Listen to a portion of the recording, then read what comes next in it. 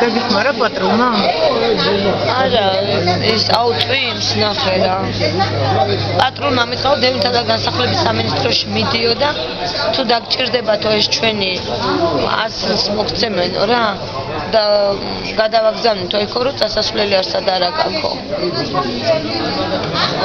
და მეტი არაფერი. და ეხლა არაფერი. უნდა გახვიდეო თუ და დაგილუქავთო მანქანას და ქუჩაში დაიძინე ბუჩქებში.